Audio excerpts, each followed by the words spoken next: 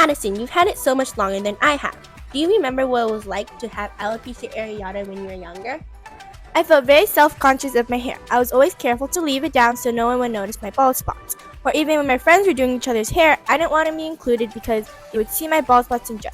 It's taken a lot of time, but I've realized that there's way more to me than just my hair.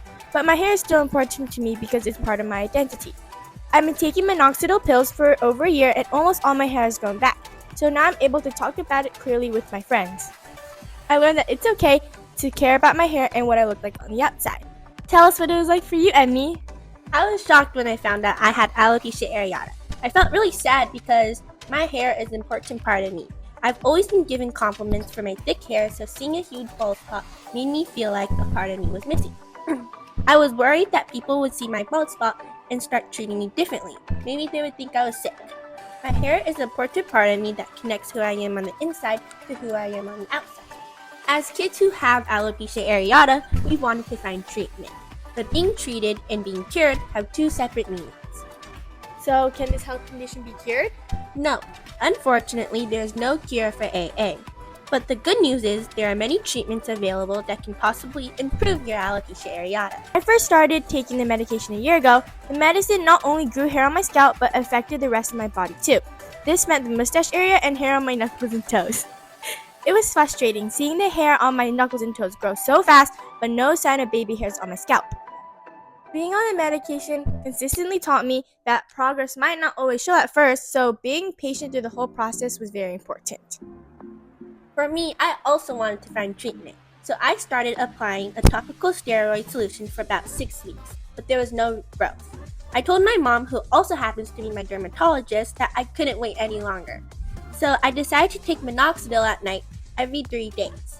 After 3 months of taking minoxidil, it started to become part of my daily routine, like brushing your teeth and getting dressed. But then I started to notice peach-like fuzz covering my bald spot. And then it soon turned to short strands of hair and now baby hairs. What are good things to know about my condition? If you're struggling or deciding whether to go on medication or not, you should keep in mind that the longer you go without stimulating your hair follicles, the less likely chance your hair will grow back. By taking medication, it resets the clock on how long you can go without the medication, while still keeping your hair follicles active. I have another question. Will AA worsen over time? It's very unpredictable what your condition might look like in the future. Taking medication can help regulate the growth. As someone with alopecia areata, what are some unexpected challenges or lessons you've learned from it? Something I didn't expect about living with AA is to be patient. I didn't know how long it would take to grow my hair back completely, or even when little baby hairs would actually show. It seemed like it was taking forever. Every day I would check in the mirror to see if even a little hair grew, but there was none. What about you, Emmy? I felt the same way, but I want to add on to that. Living with alopecia areata has taught me more than just to hide a patch of missing hair. It's taught me to show a little more empathy towards those who are completely bald and to be grateful for those times when I did have a full head of hair. I just have one more question for you, Addison. How has alopecia areata affected the way you see yourself? When I got diagnosed when I was very little, I used a topical that was directly applied to my scalp every day in the areas of my bald spots.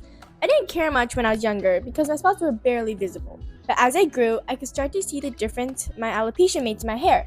Sitting next to you, I could see that I looked bald. I never tied my hair up in a ponytail because I thought I looked hairless. Having alopecia areata was very restricting as I couldn't do as many hairstyles as I wanted. My hair options were very limited, and this made me aware of how much hair is part of my identity. If you've got alopecia too, just know you're not the only one. Thanks for listening.